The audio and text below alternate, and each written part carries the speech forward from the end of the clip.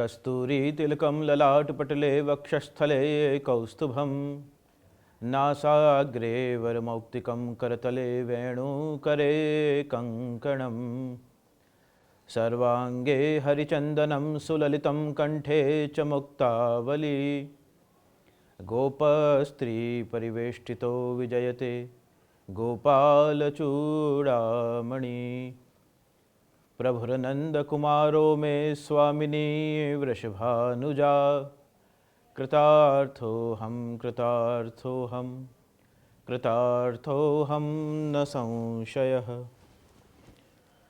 પુષ્ટિ ભક્તિ માર્ગ એ ઉત્સવ પ્રિય, ભોગ રાગ અને શૃંગાર પ્રિય માર્ગ છે, જેમાં પૂર્ણ પુરુષોત્તમ ભગવાન શ્રી હરિને વિવિધ સ્વરૂપે ઋતુકાલીન, ઉત્સવાધીન અને નંદાલયમાં થતી પ્રત્યેક ઘટનાઓના આધારે અલગ અલગ રીતે લાડ લડાવવામાં આવે છે. પછી હિંડોરાના દિવસ કે શ્રાવણના દિવસો હોય, ઉષ્ણકાલ શીતકાલ હોય કે પછી છએમાંથી કોઈ પણ ઋતુ હોય, ઋતુ, ઉત્સવ અને નિત્ય પ્રકારથી ત્રણ અલગ અલગ વિભાગમાં પુષ્ટિમાર્ગીય હવેલીમાં, વૈષ્ણવોના ઘરે અને વલ્લભકુલ પરિવારમાં શ્રી ઠાકોરજીની સેવા કરવામાં આવે છે.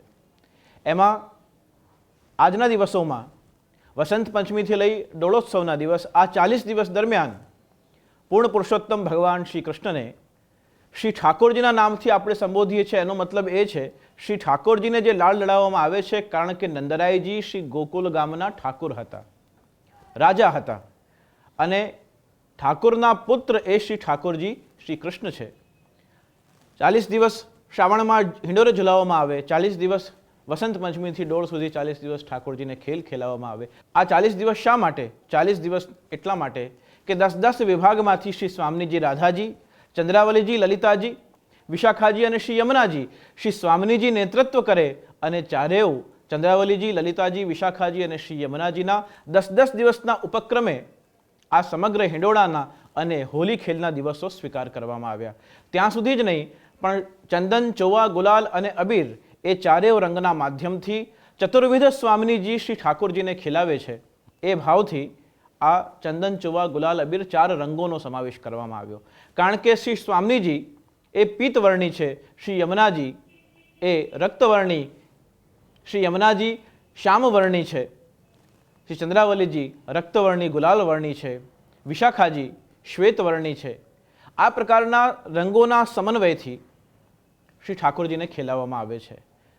વિશેષ કરીને કૃષ્ણલીલાના અંતર્ગત જો જોઈએ તો હોળી સાથે સંકળાયેલી 4 બાબતો છે: રંગ, કેસુડો, વસ્ત્ર અને નૃત્ય.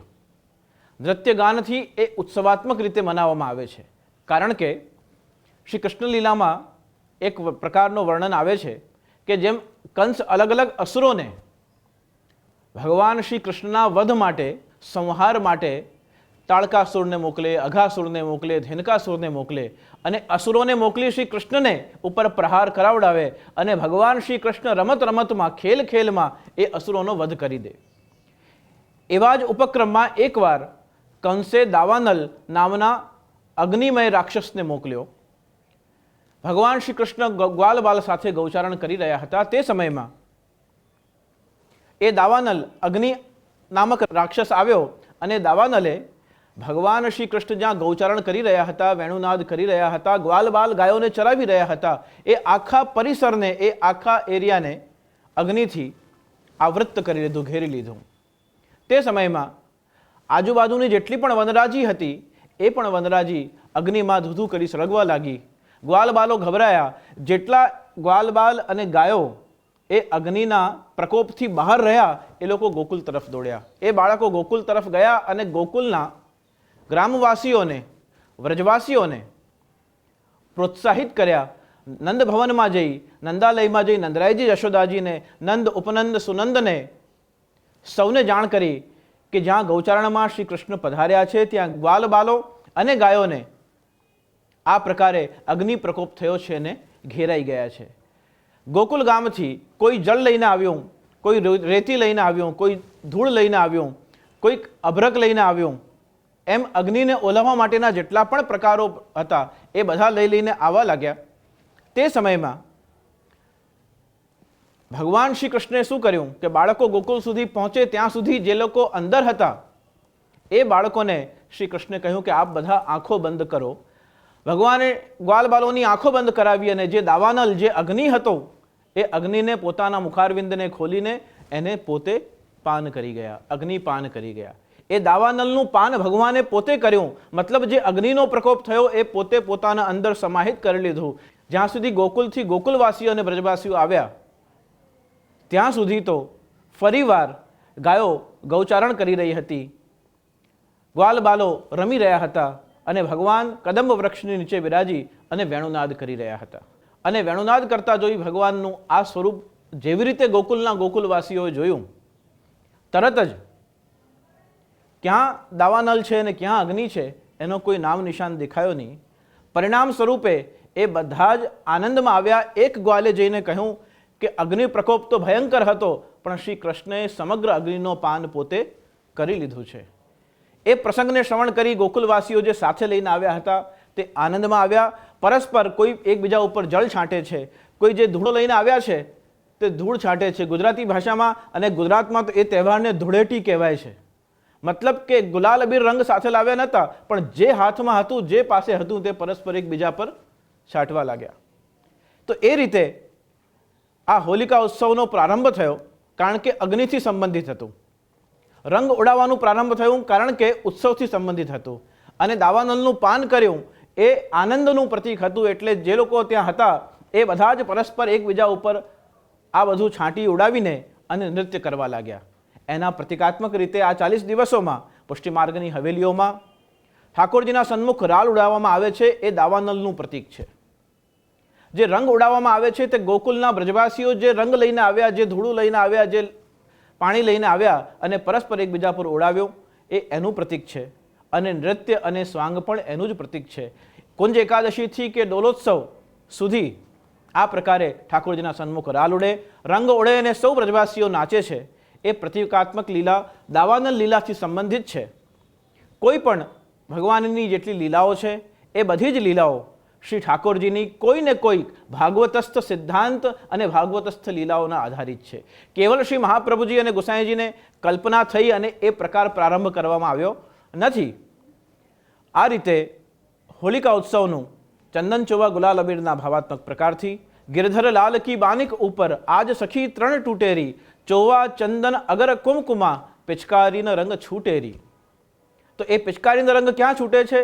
तो नंदालयमां आ उत्सवना प्रतीक स्वरूपे जेम लग्न जे दिवसे थया होय ते दिवसे आजना युगमां एनिवर्सरी उजवाय छे, एवी रीते जे दिवसे भगवाने दावानल पान कर्यो हतो ते दिवसे आजे पण ए नंदालयमां नंद भवनमां आ कुंज एकादशी थी होलिका उत्सव सुधी समग्र होलीनो प्रकार लेवामां आवे छे. आ श्री कृष्ण लीलाथी संबंधित होळीनो प्रकार छे.